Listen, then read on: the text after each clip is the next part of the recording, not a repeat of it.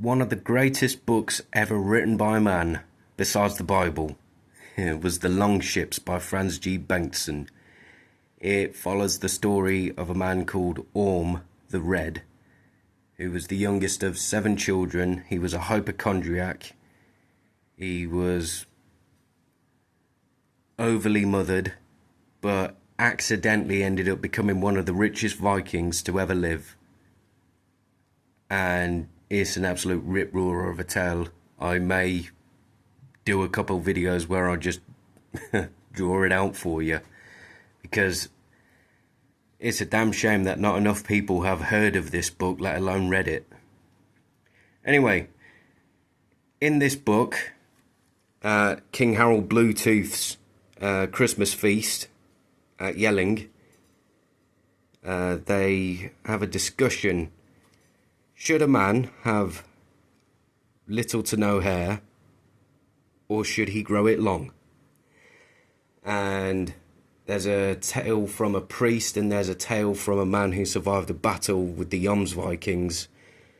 The Jomsviking says that he owes his life to his hair, but the priest, well, he's got a compelling story, a reason for you to shave your hair off.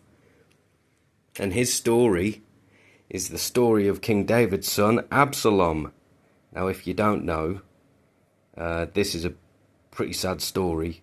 Prince Absalom was one of David's favourites. He was young, he was a devilishly handsome man, and he used to grow his hair down to his waist. Get so much that it'd get too heavy for him, and once a year he'd have to shave it off. One day, Absalom leads a rebellion and sends David running for the hills again. And whilst David's regrouping in the hills at the city of Hebron, he charges his army to go out and do battle with Absalom's army, and then bring him back alive, because he is my son and I love him. The army, altogether, they say, okay. The army goes out and does battle with Absalom, and the battle turns to David's favour, and Absalom, like a brave king, like the brave king he is, he runs away. A horse, a kingdom for my horse.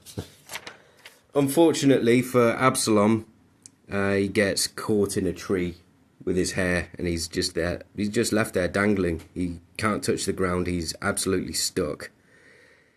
And instead of tying him up, putting chains around his wrists and chopping his hair off, one of David's men, well, they cut his head off. And David's very sad about it. Absalom, oh Absalom, I wish I was dead instead of you. It says that the army snuck back into the city that night as an army that was ashamed and fled the battlefield.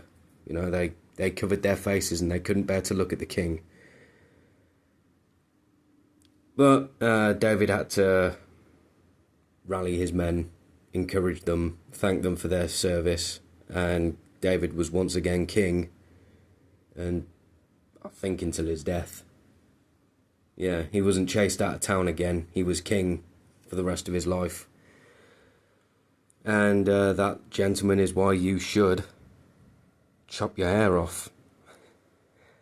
Now, the king's court found that to be an interesting story. They weren't expecting a Christian preacher of all people to be able to tell an interesting story, because all these Christian scholars are noodle-armed weaklings that don't know anything.